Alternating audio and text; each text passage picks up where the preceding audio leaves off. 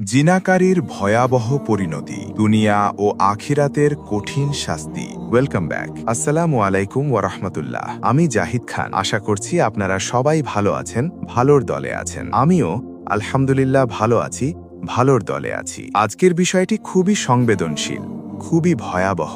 একটি গুনাহ যা শুধু একজন মানুষকে নয়, ধ্বংস করে দেয় একটি পরিবার, একটি সমাজ, এমনকি একটি জাতিকে। আর সেই গুনাহটি হলো জিনা। আল্লাহ তাআলা পবিত্র কোরআন শরীফে স্পষ্টভাবে ঘোষণা করেছেন, তোমরা জিনার কাছেও যেও না, নিশ্চয়ই তা অশ্লীল কাজ এবং খুবই নিকৃষ্ট পথ। সূরা আল ইসরা 17 নম্বর সূরার 32 নম্বর আয়াত। খেয়াল করুন, আল্লাহ শুধু জিনা করতে নিষেধ করেননি, বলেছেন কাছেও যেও না। অর্থাৎ সেই সব সম্পর্ক, সেই সব কথা, সেই সব দৃষ্টি, সেই সব পরিবেশ যা মানুষকে জিনার দিকে টেনে নেয়, সবকিছু থেকে দূরে থাকতে হবে। রাসূলুল্লাহ সাল্লাল্লাহু আলাইহি ওয়াসাল্লাম, মহানবী মুহাম্মদ এক হাদিসে বলেছেন, মিরাজের রাতে তিনি এমন কিছু মানুষকে দেখেছেন যাদের সামনে পচা মাংস রাখা হয়েছে, অথচ তারা ভালো ও হালাল মাংস ফেলে সেই পচা মাংস খাচ্ছে। জিজ্ঞেস করলে বলা হলো, এরা সেই লোক যারা হালাল স্ত্রী থাকা সত্ত্বেও হারামে লিপ্ত হয়েছিল।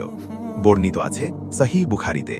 ভাবুন, হালাল পথ থাকা সত্ত্বেও হারামকে বেছে নেওয়ার ভয়াবহ পরিণতি। দুনিয়াতে এর ফল কি?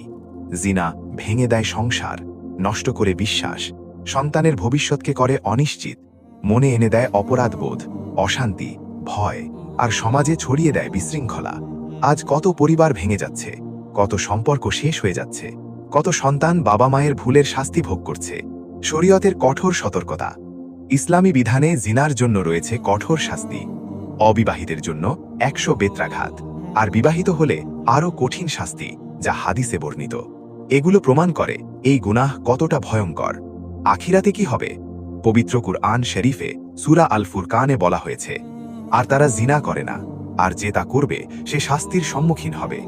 কিয়ামতের দিন তার শাস্তি বহুগুণ বাড়িয়ে দেয়া হবে। এটা কোনো সাধারণ সতর্কতা নয়, এটা আল্লাহ ঘোষণা। কিন্তু সবচেয়ে বড় সুসংবাদও আছে। যদি কেউ আন্তরিকভাবে তওবা করে, চোখের পানি ফেলে, গুনাহ ছেড়ে দেয়, আল্লাহ বলেন, যে তওবা করে, ঈমান আনে ও সৎ কর্ম করে, আল্লাহ তার গুনাহগুলোকে সওয়াবে পরিবর্তন করে দেবেন।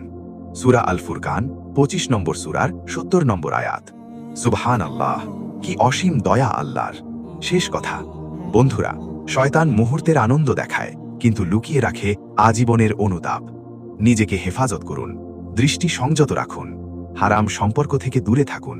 আর যদি ভুল হয়ে থাকে, আজই তওবা করুন, কারণ মানুষ না দেখলেও আল্লাহ দেখেন।